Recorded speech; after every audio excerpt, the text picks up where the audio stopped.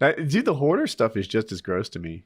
Like, this like stacked floor to ceiling full of junk. They associate value with things that other people wouldn't associate. Like I saw that like you can buy broth in like a box almost, like instead of it's a liquid, but it comes in a box. Carton. A carton, thank you. So it had like swollen from being way past its expiration date. It was disgusting. Oh, did you? And but to her it was like, you know what? If the bad times come, I'll want to have that. And that was good. No, yeah, but that was the core of all of her thinking. Like, oh, this cardboard box, I might need that for a thing. Come down there. There'll be a day when like I'll appreciate the value in all this junk. Have you noticed they do the thing where they can't just take the disgusting, gross man's things and just be like, all right, this whole team start moving it to the dumpster. They move it to the front yard, and then this slob has to sit there and sift through boxes of trash and then that psychiatrist has to sit there and be like, oh, we've got a cat skeleton in a shoebox from 1979 here. Do you want that? Yeah, well, That was Snuggles 7, and he was always special in my heart. And even if his eyes were eaten out by the other malnourished cats living in my home, I still want to keep it. Like, okay, we're going to take Mr. Kitten's corpse and we're going to put him over here in the keep box. And it's like, no, how about you you need to tell this person no. The ship of keeping dead cats in your home has sailed. It's over. You can't do that anymore. When neighbors are complaining because your house smells of dead animals in 2016 in the United States, it's an issue. And oftentimes they're really unsuccessful. Like they'll devote 10 days to cleaning like a single wide trailer, right? And then what do they actually get done? They clean the kitchen of it. And that's it. Yeah. Like they couldn't, like other rooms are still, and it's hard. It's difficult to picture. It's like a dumpster stacked floor to ceiling full of stuff with paths that you can walk through that are often somewhat littered as well. Yeah. And, it's so goddamn disgusting. I like the ones where they throw away the shit that was supposed to be put aside for the me idiot to go through. And they throw it away, and then the next scene is the person on it, the stark raving lunatic pulling through the dumpster looking for a stuffed bunny with a missing leg or something from my childhood.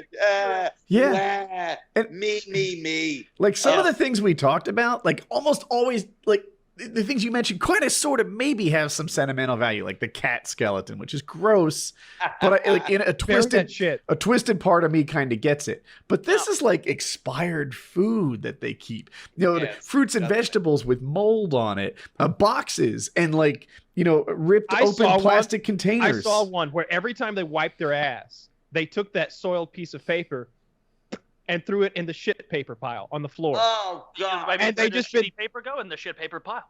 And they've just been doing that forever. Where do you put your shit paper? Keep in mind, he's shitting into a perfectly good toilet. Like, he's just wiping his ass and saying, clean. And then throwing it with the rest. And on the floor, there's this big pile of wadded up toilet paper with shit on one side that he's folded together and like stuck the shit in the middle like some sort of surprise for the next guy. If you've ever been to a third world country, that's what you do. Now they throw it out, of course. They don't just keep it forever. But like, we've talked about this on the show before. I feel like I'm like, oh my God, someone's going to be judging me by my shit paper. They're going to be like, oh, Woody, third world food not taken well to that belly, huh? Like someone's going to be judging my digestive system. So I'm always trying to make sure that like I have a final fold when I put it in there that they can't see, just in case someone opens it. There was one episode of Hoarders where this lady and this other guy who lived in this house, their toilet broke. And so this was like mid-hoard. This was like year 6 in a 10-year hoarding bonanza for these people. And instead of getting their toilet fixed, they just started shitting in bags and just heaving it up the stairs. And they just they didn't go upstairs anymore. It was like, the second story is the shit story. We just shit in bags and then we went up there, leave it for decades.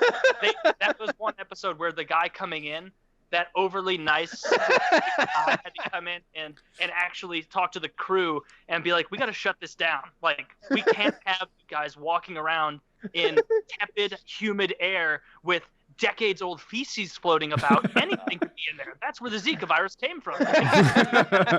They needed like a space suit. Yeah. They need a Oh, space that's suit awful. as far as that's concerned. We all have a little bit of hoarder, especially like I can go into my office over here, go in the closet, and find old printer serial cables, like Oh, okay. cables and shit. I have old like joysticks from games that still would have to screw into your graphics card, like just ridiculous peripherals. And I don't know why, I just don't throw them away. So I'm a computer guy. Your home and you're forced to shit in unnatural places, then we'll have a problem. But yeah, until then there's an issue. have old electronics in a closet in a mansion, so we're okay. As a computer guy, those things are my absolute nightmare. Like some relative calls up or friend of a friend, like, hey, I got this new MacBook Retina Pro. Can you help me get my scanner to work with it? And it's got like an LPT2 cable from like 1993. I'm like, no, I can't get it to work with this. You fucking get a new scanner from this decade. You're out of luck.